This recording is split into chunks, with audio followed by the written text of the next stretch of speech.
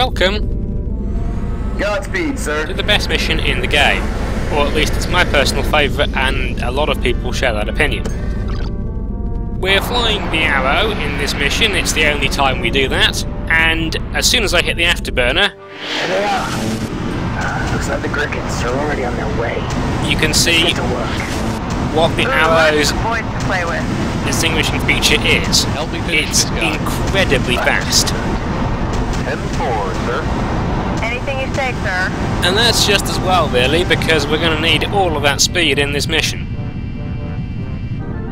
What we've got is a bunch of bombers here, and we need to kill every one of those. There's 24 in total before they get off. The map has an edge to it, basically. Once the bombers pass that, they're regarded as having reached Earth, and if any one of them gets there, then our mission is a failure.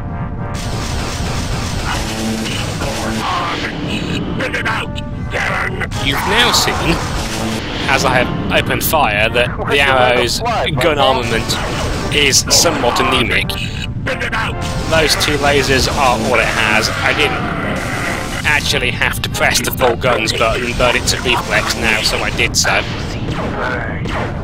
All I'm doing here is really just trying to land a few shots on these bombers as I'm flying past them, since, as I've said, the bombers will fail my mission by flying past their sort of edge of the battle. We have to deal with the ones at the furthest extent of the bomber formation first, which is why I raced all the way up here and just did a flyby shooting. The other major characteristic of the Arrow you're beginning to see now, other than its incredible speed and its lack of substantial firepower, what we also have is a fairly slow turning rate for a light fighter.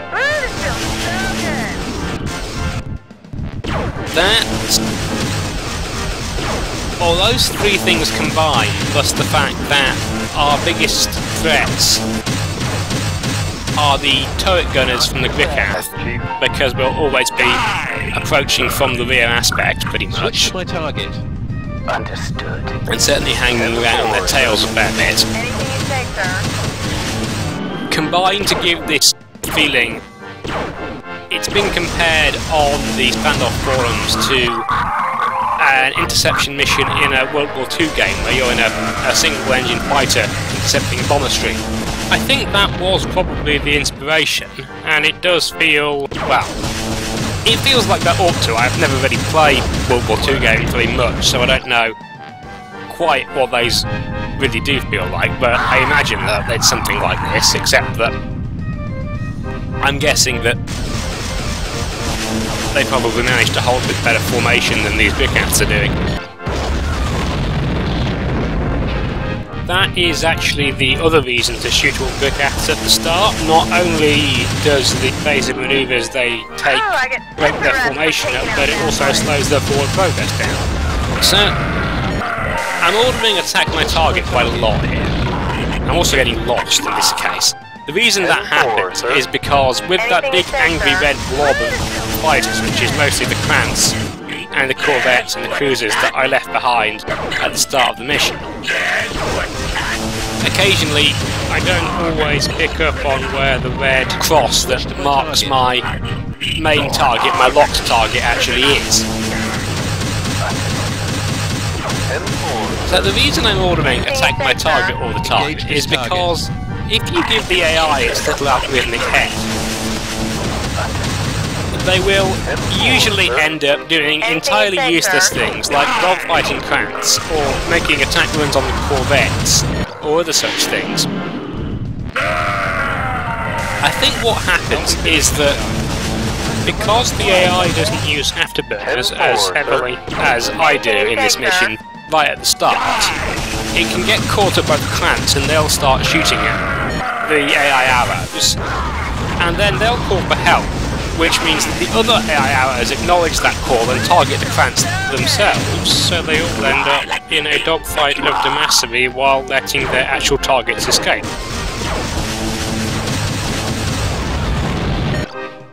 and therefore we have to keep them pointed at the Brickats. The reason we have to keep them pointed at the Brickats is because while it's theoretically possible probably to kill all of them by myself, given an infinite amount of time,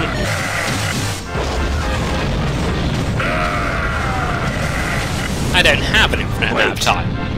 My senses are picking up something in the cruises. Oh, damn it. They've launched their first wave of missiles. I see them. Trajectory is all wrong though. They're not headed for Earth. They must be a decoy. I don't think it's too much of a spoiler given that I just launched my missile, although I did get one of them shot up by a turret, to tell you that those missiles are not in fact a decoy and we will have to deal with them. But the bombers are more important. The bombers are our primary target and remain so. Missiles are only a secondary objective.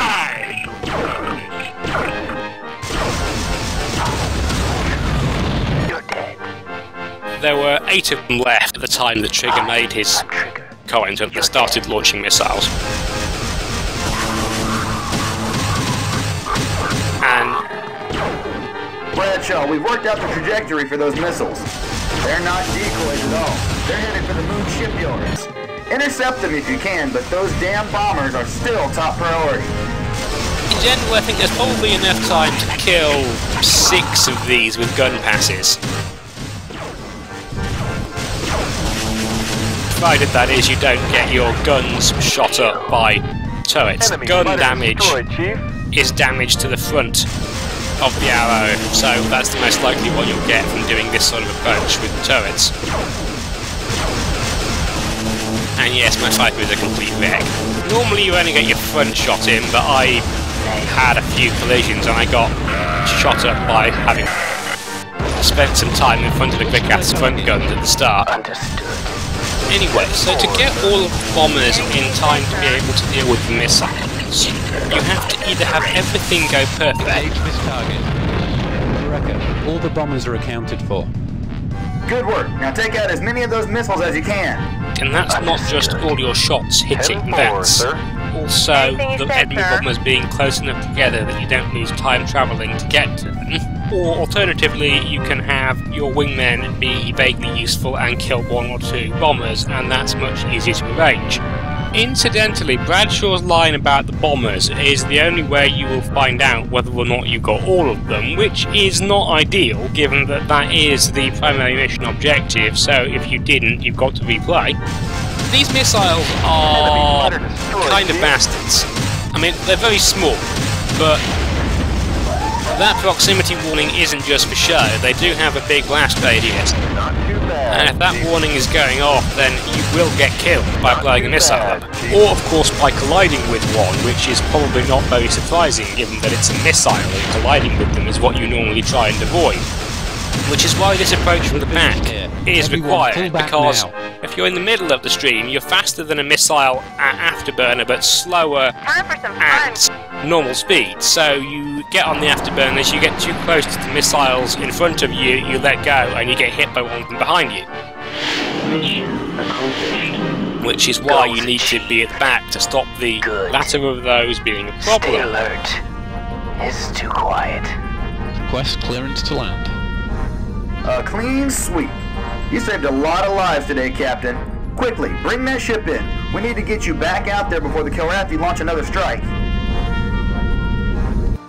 Now is time to inspect the damage, and of course, as we already know from the fact that the eject warning has been on and off for most of the last couple of minutes, this fighter is more or less totaled.